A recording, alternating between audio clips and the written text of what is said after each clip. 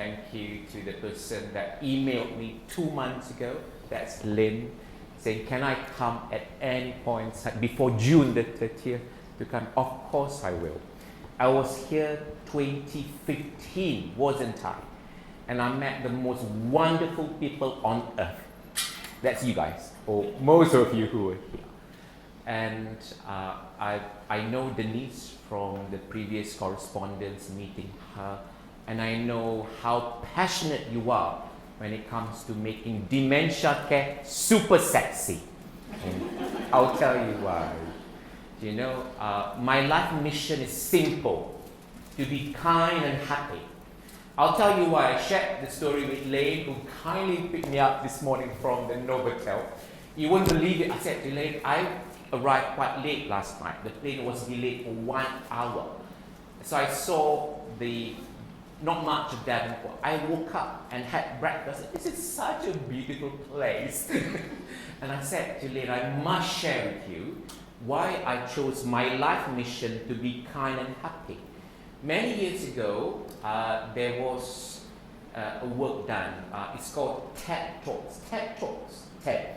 So when I left England in 2010, someone told me, maybe Faizal, because you love to talk too much, non-stop, maybe you should record.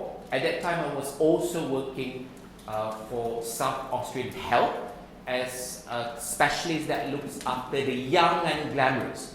My other mission is to help older persons to live longer and better. But I'm also passionate about dementia care. So, and I saw this TED Talk just to learn about the concept of how to influence people well. And then they say, and I saw the first video was about this, a group of university students, I think they were from Michigan or Philadelphia. Apologies if I'm confused on the two. And they wanted to know, by looking at 100 years worth of people's obituaries in newspaper, on the tombstone about life achievements, and they look at main keywords. Guess, Brenda, what was the main 2 keywords that appeared in the past 100 years of people living in Michigan or Philadelphia about life achievement? There might be politicians, famous people in America, but what were the most 2 important words that they found top ranking? Loving? No? Kind and happy. That person was a kind and happy mother, kind and happy grandfather. So I said, that will be my life mission, to be kind and happy. And also, I echo the motto and slogan of Beyond Care Beyond Cure. When I was a young doctor, so I'll tell you a bit of my stories. I can talk for England, you see, so I'm sorry. I can. Problem.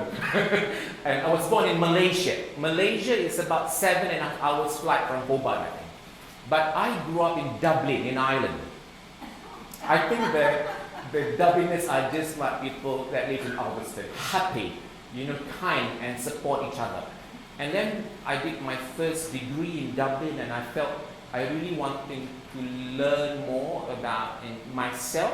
I moved and lived in England. My first job was a school teacher, primary school teacher. Then I became a doctor. I worked in Manchester, in London, in Birmingham. I chose to be, at that time, a surgeon. That did not work very well.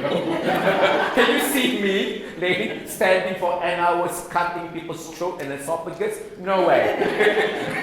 I then felt why we are always rushing in emergency. This was in Birmingham, Manchester, and London. Why we do not allow our patients, our conceived, why we don't allow people like Graham or Amanda to finish their sentence before doctors and nurses alike have stopped them, right? Simple thing about dignity, about kindness, about compassion. That's why I said yes to the email to come. Because when you see someone put their campaign or their program, care beyond cure, also cognitive. What was the representation late of Denise? Or is it cognitive impairment carrying pathway? Is that right? Cognitive assessment. Yeah. That's my clinic's name, by the way. They say, why did you change the memory clips? I love it. So what I meant to tell you is, I've learned working as a stroke specialist in England, as a geriatrician. I was also an acute physician. My mission at that time was how can I help my consumers, my patients, to be able to experience healthcare the best possible. If that destination, that could be Burnley Hospital, could be Launceston or whatever, if the last one, it's got to be the best one, right? Because if one person has got dementia, it's not just them, it's the people around them, including the carers, caregivers, families, the doctors, the nurses, the care provider, the pets, the dogs, the fish, the parrots. Talking about parrots, I mentioned to you, I have a passion of life, too much. So, example, I breed parrots as hobby. Imagine how many parrots do you think I own and have at home, Graham? I'd say 50. Oh, I wish I used to have 600 plus. And they talk, and they do not swear me. They don't. They used to. But they make me happy. The place that I find most restful and healing is my backyard. Just how I feel now talking to you. But I talk too fast. I'm a pure Malaysian boy, half Indonesian. I'm very lucky in my life. I speak 5 languages, and English is my 3rd language. So if I would forget some words, the next unit must correct me. So there will be slides, videos shared today. There will be 400 plus, many slides to share with everybody. I would not be able to do that because in this platform I've got consumers, workers, healthcare profession, dementia champion, dignity in care champion, all are equal. So if you feel I talk too much about a subject that's not relevant, hands up and we'll skip that slide. Is that okay? This is every week I do talks, but last night when I arrived in Devon, I couldn't sleep because I'm used to sleep with the aviary not far from my ear. Birds talking, too quiet in Devon. So I'm a bit hyper today, so be careful. Now, this is what I feel. Sometimes the work that we do, we are passionate about. But there are people that could be your team members, that could be your family, who can be quite negative about things. What you do them, you kill them with kindness. Okay? We have one chance only in this life to do good. We have to know our own limitation. I do not know a lot of things and about life, but I can ask. That's what happened when I didn't sleep well last night. When I meant to say welcome everybody and thank you to all the organizers. I think I met Sabine and Sabine's colleague who paid for today. Thank you, do it again. And I hope next year or the years to come, if I come, I can bring other experts to come and share their brain with us. Is that okay? Any questions to ask me so far? Okay, my mom had dementia. Her dementia was changing to the point that if people were to describe it, it would be behavioral and psychology symptoms of dementia, which changed that for the past 7 years. We call it my mom's changed behaviors are, her primary behaviors are, cannot sleep at night, nocturnal disturbance, wandering. I bet you she wished she would not want to do that. Number 2, my mom changed behavior. She was fixated about finances. Years ago, her and my credit card was cloned or stolen years ago when I was in England. And with her dementia, she would ask me to print out her bank statement every morning. And somehow she knows today would be the 2nd of June. I don't know how, but she knows. So she knows this is yesterday, not today. So do not trick me. It's hard. In her mind, she wants me to give her her handbag. Adelaide in winter can be as cold as in August. And she wants with a handbag and must have $50 cash because she wants to go to the night bazaar or market in Malaysia or Indonesia. I said, Mom, yes, let's do this. I've learned to control how I feel. I've learned how to choose how I feel, not to allow people, my mom, friends, or you choose for me. So I'm not going to get upset. I'm not going to become sad. I will be and can be, but I'm not going to be angry at the disease called dementia. Make sense? So, Mom, let's watch YouTube. Remember, she can use computer well without when she was younger. So I said, Mom, let's go to the night market with a handbag on the nice warm sofa.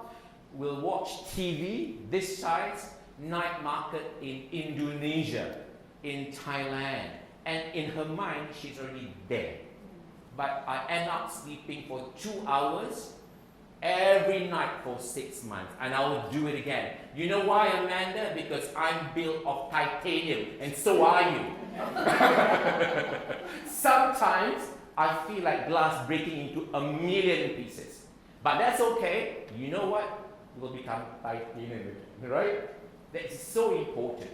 If you were to ask me later about drugs, how to change people's change behavior, of course I can do that. I'm good at it. Otherwise, I would not be working for Dementia Australia, the only specialist for the past 16 years. And I look after 3 states for this. I said to Lynn, I forget that Canberra is a state.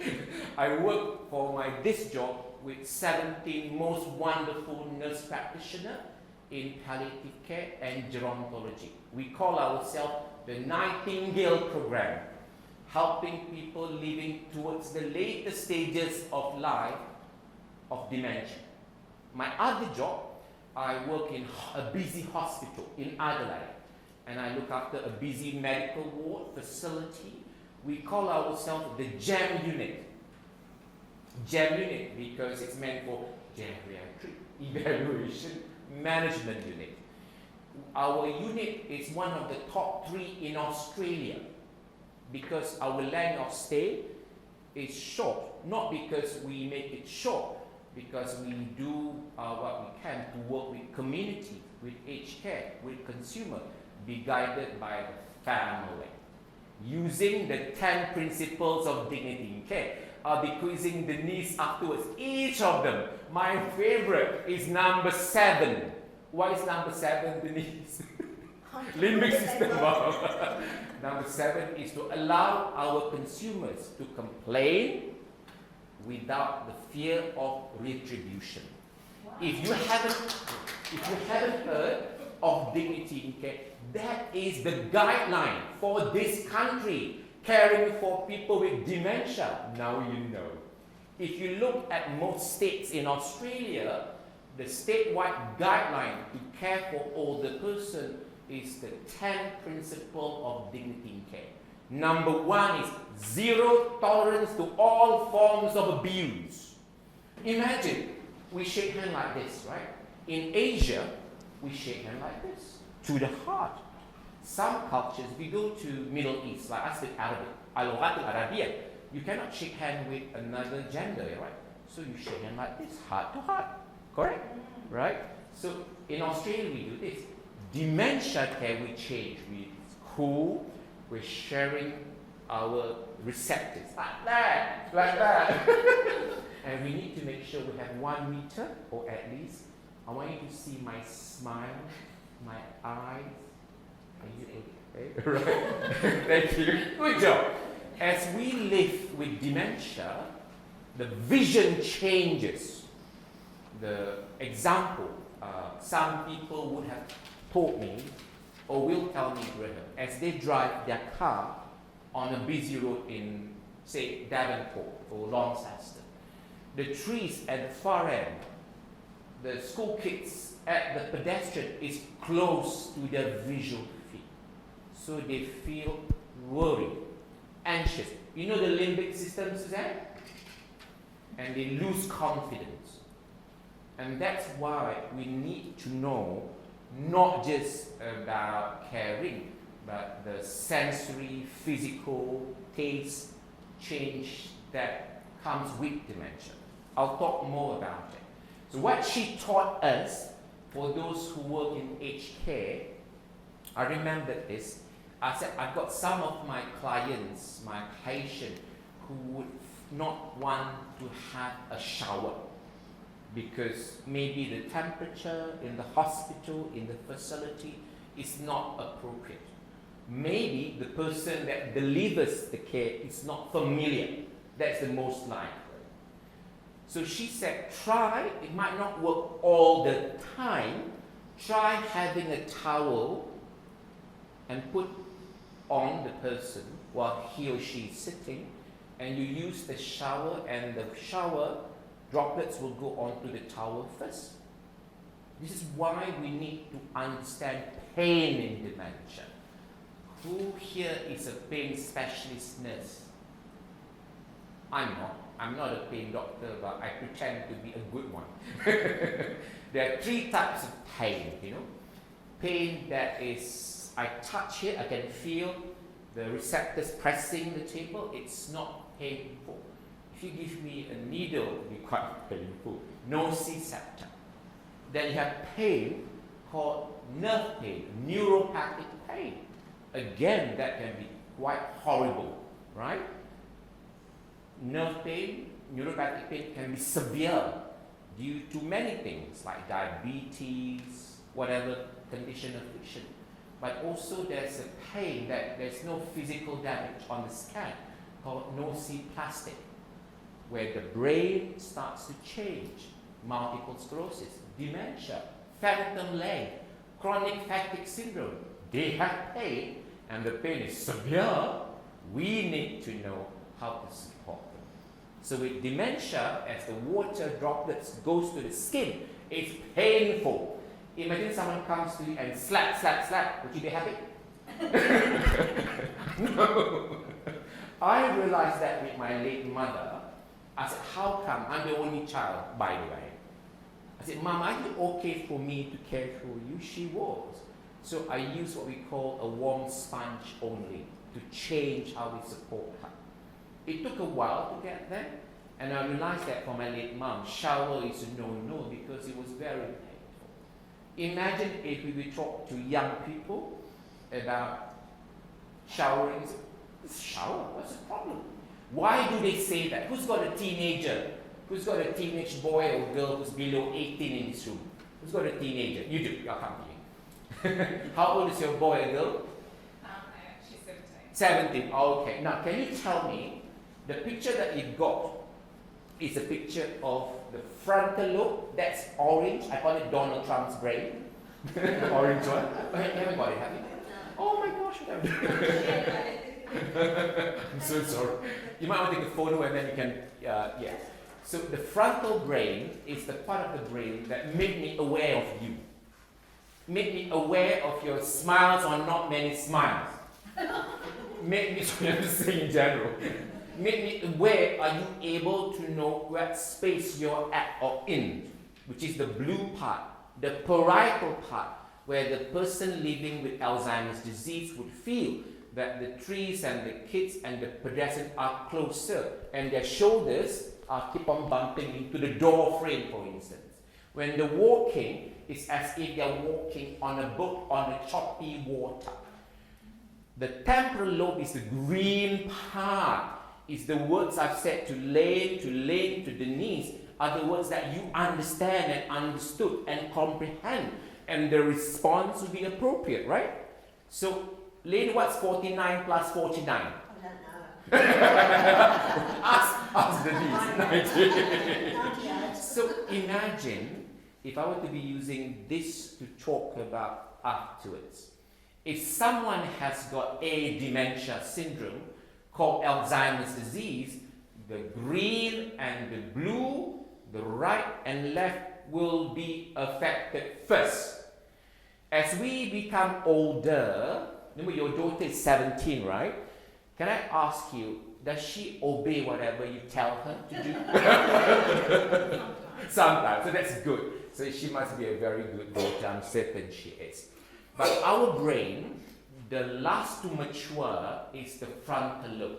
And at what age does teenager's brain, the frontal lobe is last to mature. It becomes mature to most people age 18 only.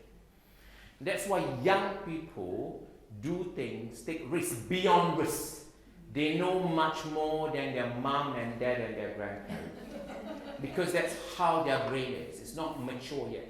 At what age do you think our brain starts to be most strongest and powerful?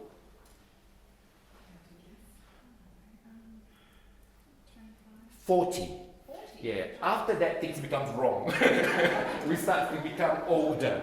So our brain starts to die the moment we are born. Our life is terminal. Oh my gosh, I only showed 3 slides. I got 400 plus to go. Sorry, what am I to say? Is as we live, so we have day 1 as embryo, fetus, 9 months. So if I'm 55, I'm 50 plus 9 months from a brain perspective. So our brain becomes strongest age 40. But actually, we start to lose brain cells upon birth. We have billions of brain nerves pathways. It's remarkable. I remembered what I remembered yesterday and what I can see now. It's remarkable how my brain can remember Suzanne, Marina, and I forgot your name already because you covered with the hair. Lorraine. I need visual stimulation so that my green part reminds me of the episodic memory, right? So with dementia, Graham, the green part of your brain or people's brain in this room who has loved one with dementia will change first. The ability to remember things that recent is not so good. So we must use different circuits of the brain to make it powerful. All memories, happiness. So if you can choose how you feel, you don't allow people to choose for you, you will live better. Alright? So this video is Tipa Snow's video that I would show to most of my clients, my patients in our cognitive assessment clinic. My other job is teaching students at University of Adelaide. Some of them are young, 17. Some of them cannot be told off, cannot be reminded. I believe I was trained as a school teacher. And I always remind myself, my parents has never ever scolded me in their lifetime, ever. Would you believe that? Scary, oh my God. And I think you will win more hearts by saying things, to change mindset with kindness. And I've learned that with our medical school, nursing school, allied health school students. You inspire them to be better than us, right? You talk to them how to make dementia care super sexy, not to be disrespectful to the people living with dementia, my late mom, my family who had dementia, so that they will come and cure this condition called Alzheimer's, right? They have more people working in aged care industry, more people signing to become nurses, allied health, and perhaps in the future, in the state of Tasmania, making dementia care teaching, training compulsory. I speak Japanese because I learned Japanese since I was young. If you go to Japan, you go to schools, you go to police station or bands, you see people wearing an orange band. Any orange band here? Orange band means like you got a metal watch. It's sized like that. It's basically to say that banker, that reception person in the bank, the police officer, the teacher has gone for dementia care training at the 3-state dementia research center. My mission is to make certain the person come back again happier to see me. I will tell them I'll do what I can for them to live happier. That's what I will do. I cannot promise they will live longer. Nobody can, right? I checked the Alzheimer's or Dementia Australia Consumer Alliance until recently for many meetings for South Australia. Our first meeting in 2010, we wanting to know what are the top requests, wantings from our consumers. People with dementia and their caregivers found it. Number 1 is stigma reduction. To reduce stigma, we must have knowledge, right? I was in Borneo last week and in Kuala Lumpur the week before, Barossa, to talk about, and I meet people, the kindest people on earth, but because they're not aware of dementia, so the terms people use might be different than us. It's not their fault. Number 2, people want timely diagnosis. When I left England in 2010, we know only 40% of people, I'm not talking about Scotland, Northern Ireland or Wales, talking about England, because I did research for the UK government then. 40% of people were timely diagnosed. When I got to 2010 to Adelaide, are you recording this? You are. I'll talk anyway. We had no knowledge. Number 1, we do not have memory clinic in the Geriatric department. But yet we are the center of aging for Central Adelaide. Okay? We started it. I said, I'll do one. I have experience. And I said, I'll put my hands up to work for Dementia Australia because I need people to stop working in silos. We must work together. So the CEO, with lots of coffee cups and cupcakes, allow me to break free from hospital a day per week to work for Dementia Australia. I said, let me also go to regional, but I will only go to Port Lincoln because I've learned nice things about Port Lincoln, the seafood capital of Australia. So I go to Port and started our ClinicServices for geriatrics for memory. I also feel in 2010, because remember, stigma reduction, awareness, we must make sure, just like in some countries in Europe, training for dementia, delirium and depression must be mandatory, compulsory. How can that is a compulsory standardized for washing hands, MRCP, documentation, but not for screening for the brain. But yet, now, number 1 cause of death in Australia is that dementia. Used to be female, now both. Number 2, heart disease. Number 3, stroke. Number 4, cancer. And guess what disease platform receive most funding for research? Cancer. Heart, stroke, and dementia is way down. But number 1 condition, syndrome with leading disease burden is dementia. I'm a stroke specialist, I'm a physician, so I look after all aspects of this problem. The one, just like my late mum, that needs much more kindness and happiness and compassion is dementia care, I think. Correct? Then you have other things too. This is what Denise and Lane and Lynn and the rest of you are doing. It's called 3 E's. What's 3 E's? Education, education, education. Making consumer experts. You know to ask the right question. Having a guideline for this country since 2017 only for dementia care. They are reviewing the guideline today as we speak.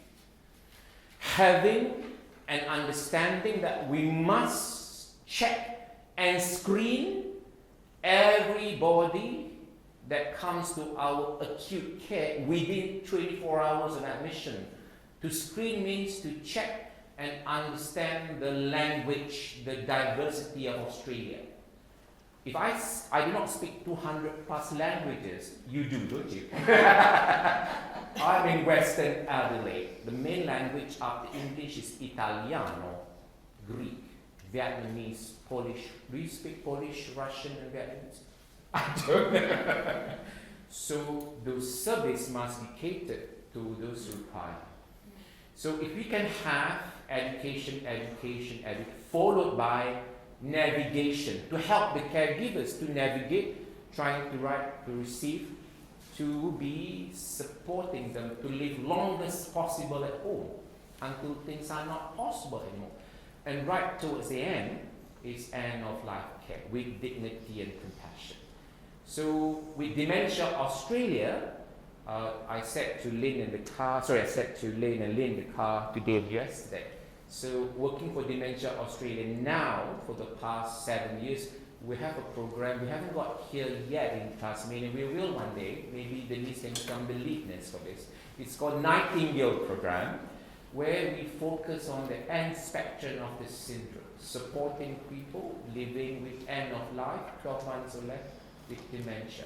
So we have nurse practitioners in gerontology and palliative care. And the mission is to help them to stay home.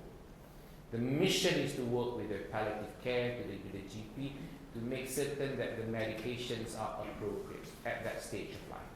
And I said to Lynn, I think last night in the car, and what we do at the anniversary of the 3 months passing of that person, we plant fruit trees together.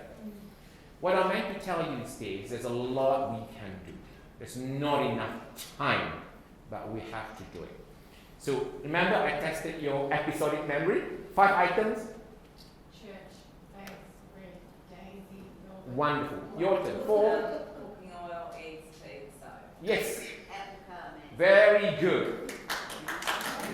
And can you imagine, and I asked you, your face was action. Yours was, I'm not good at this. That was the first, but you're great at it. Just like doing this job. Just like you become a caregiver, you're great at it. You just need to do it because you're built of titanium. Aren't you? That's right. You don't think the love of your life is built of titanium? Do you think Amanda is built of titanium? Strong lady? Yes. Of course. I'm certain about it. So, the things that you teach your daughter, I love you, mom. Thank you, mom. It becomes automatic. It becomes implicit. It becomes a procedure. How we shake hands? No. Now let's shake hands a new way. No. This one, we'll shake hands like this from now. We were taught to shake hands like this. It becomes automatic, right? Yeah? And we say, I'm sorry, without realizing it. What are we sorry about? Why are we sorry for no reason? Because we were taught by our brain to be automatic, like driving the car, riding a bicycle, cooking your favorite dish, for instance. The thing that I find people would remember. So, can I ask you, Amanda, are you from Alveston? No. Where were you from? Sure. Yeah. Are you from here? Were you born here? No, I was born in Hobart. Hobart, there you go. So that is Graham's semantic memory, factual memory. That stays for a long time. And if that memory is super happy, it becomes the purple zone on your picture. Purple zone, visual. Let me borrow that. Purple. Take a photo of this. Purple. Yeah, you have. Purple zone. The problem is this. There's a lot of displacement, war, right? As we speak. Like we have migrants from Syria, migrants from Lebanon, and obviously Palestine, or more in the past. And the problem is, the memories that becomes visual are traumatic. A dear friend of mine who passed away age 95, I won't mention the names just because the family member is so well known in Australia, I won't. So she was a volunteer for our hospitals for 35 years. And towards the end, she became sick. Came to under my care in our hospital. And when she was sick, she was unwell, she was delirious. And that night, one of the nurses wanting to give her a shower at 10 o'clock. Denise, who gave a shower? Just because she came in from 4 o'clock in emergency to the ward, who gives someone shower at 10 o'clock at night? And she changed behavior. She was upset and angry verbally. She's not the graceful person that we knew. They called me. I have a clause under all my patients. I have a writing. If anybody dare to change my patient's drugs without me knowing, problem. So they must call me at any time. So I got a phone call. I went in and I said, I'm sorry, that's not the right way to describe my favorite patient here. She's not being a queen because she's saying that, because she has got a heart attack. Delirium. And do you know what she told me?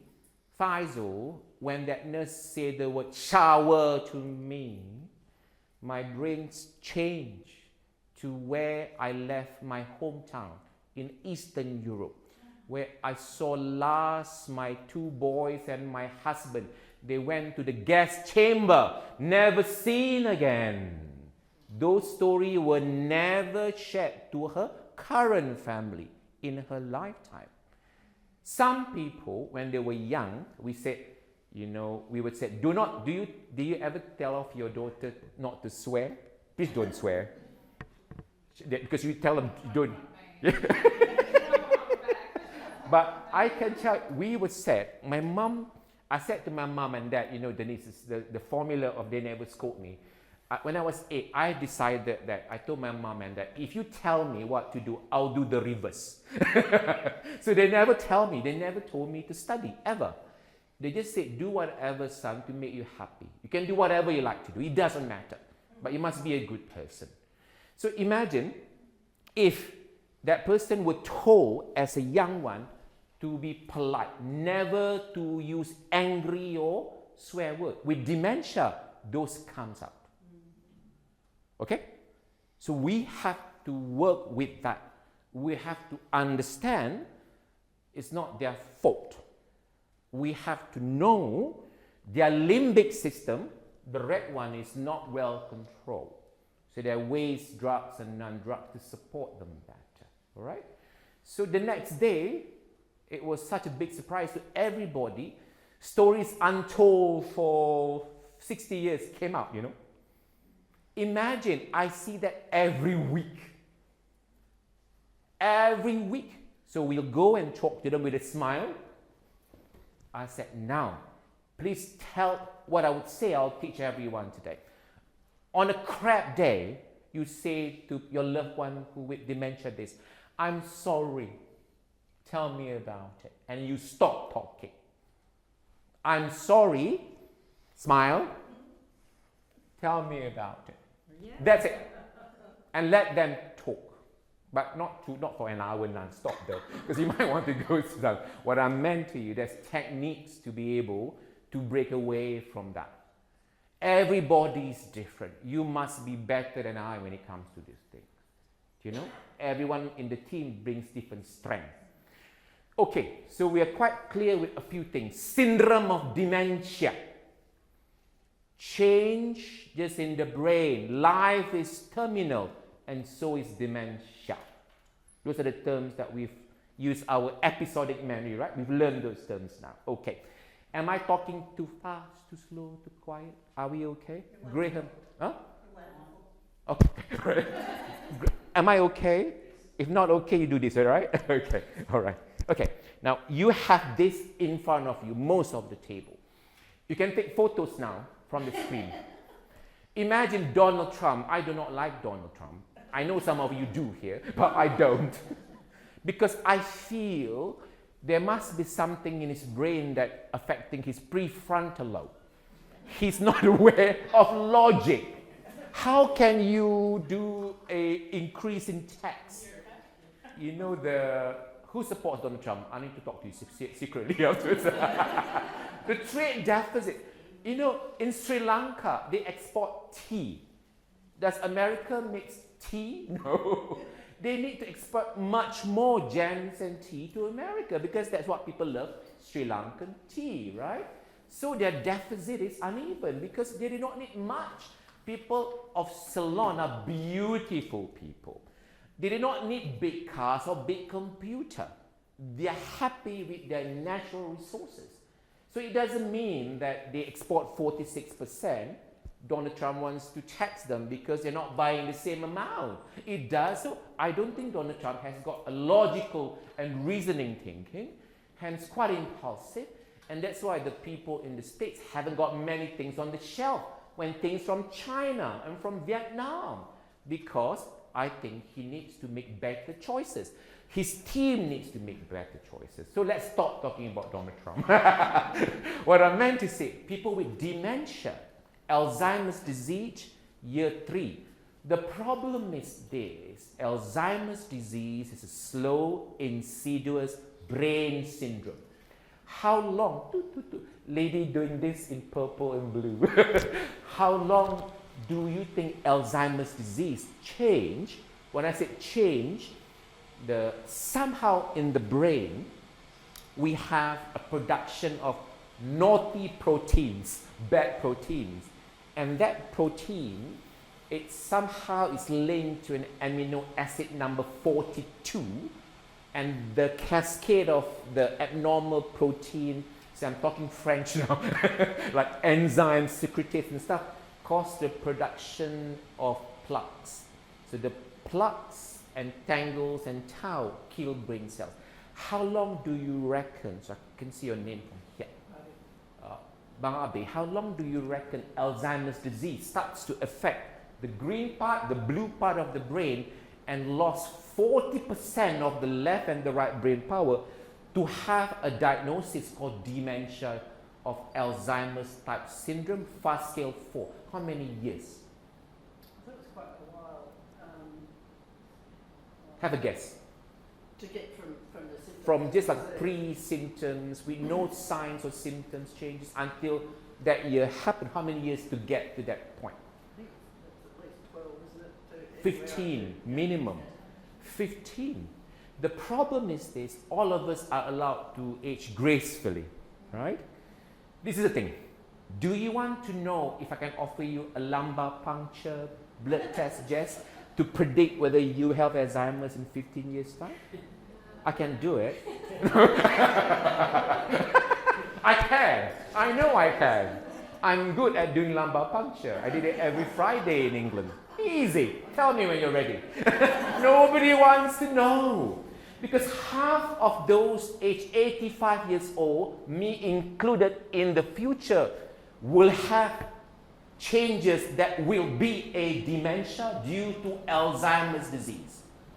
Of course, I'm a little worried about it. No, it's due to age. I know, but I'm more worried about what if people don't respect my wishes at that time. Yes.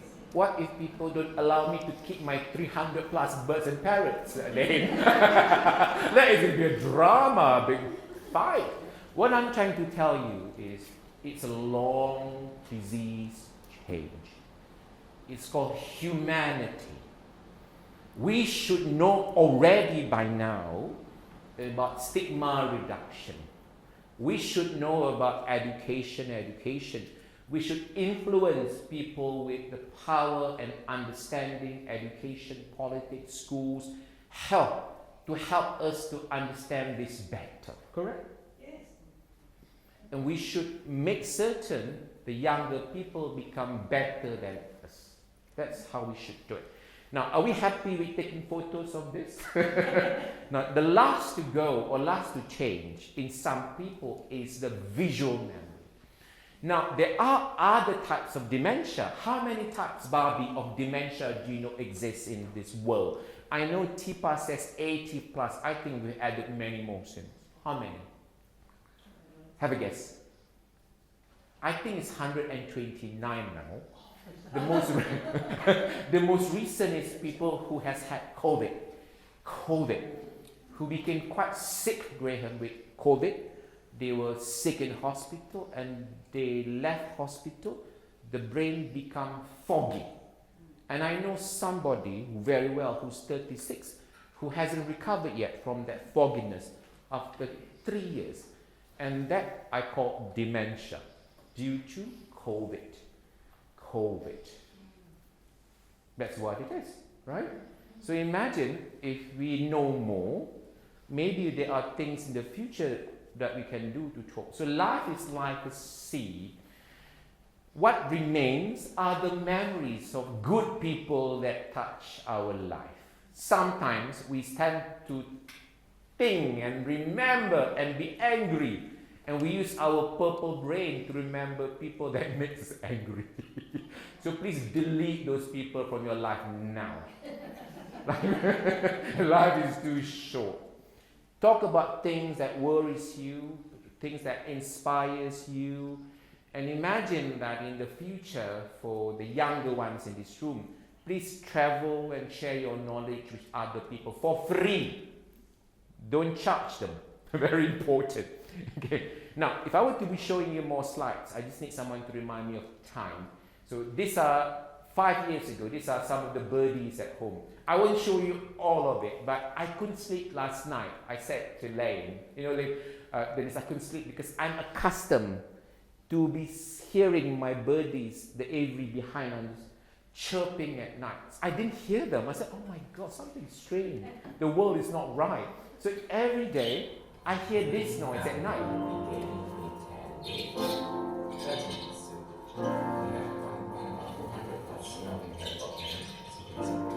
are the 6th generation now, since 20.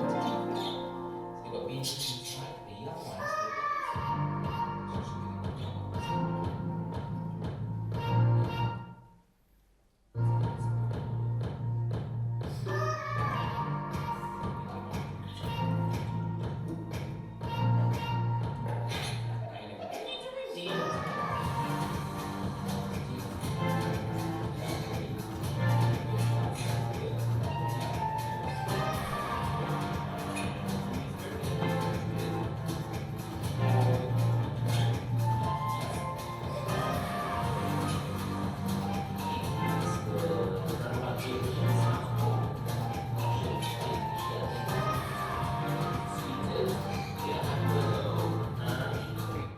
Otherwise it'll be too much birdie.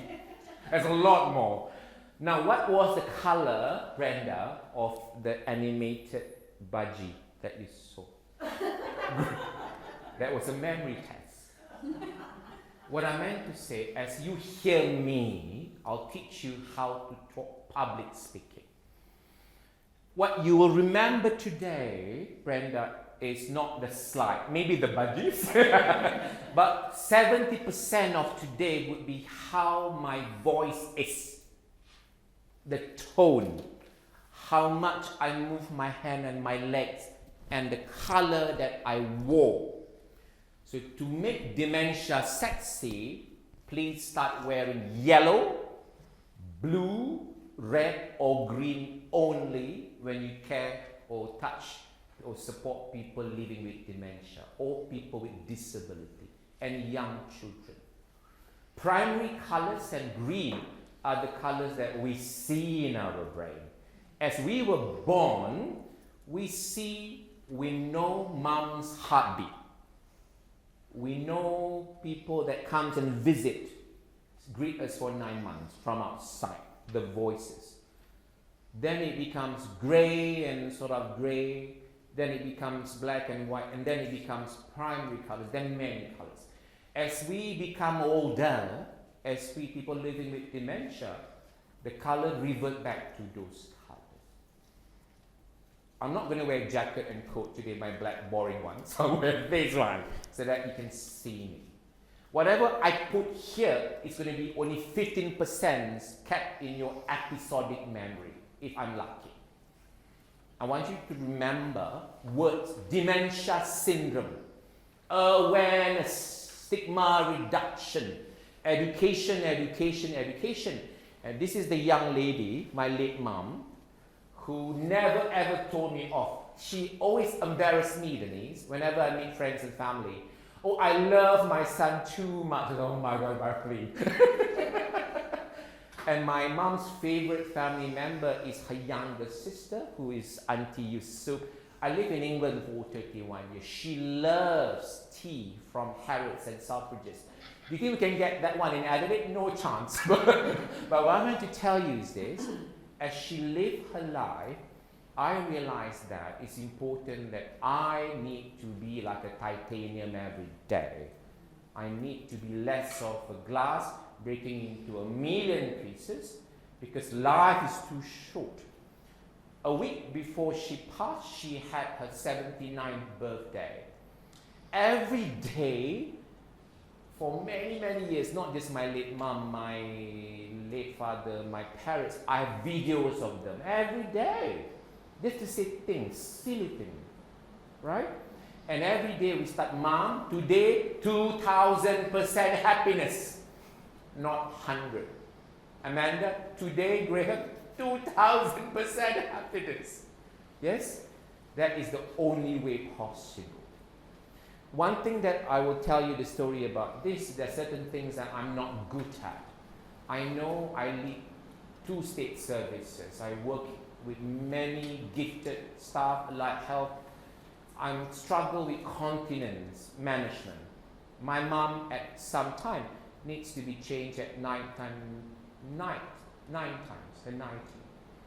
At the 9th time, I get really exhausted. But I will do it again, you know. The most important thing, even you get the best people on earth to help you, I realize that sometimes it's time to say, look, maybe for some people it's time to search and work and find an appropriate aged care facility that can help to give you that break. The next on the list for the Consumer Alliance wish list is respite. How to get good respite.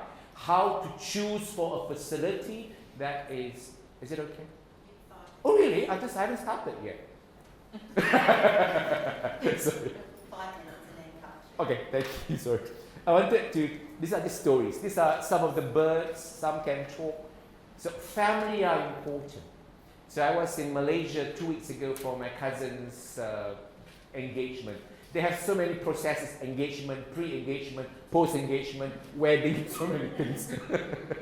So many this is my auntie, my mom's favorite sister, with my cousin's fiance. This was just 10 days ago. This is my family in England. Remember I lived there? So my one of the family members living with progressive Alzheimer's disease, and then he sometimes feel a bit uncertain about time of the day. That's why I'm sharing with you the story about my late mom, for example. Now, this is the Nightingale team. I wish in the future, Denise, you have a team for Nightingale program Tasmania. Maybe office must be Northern Tasmania, maybe Alveston or somewhere in Launceston or Devonport, right? And then be manned by Lane, and then Denise and the team surrounding you.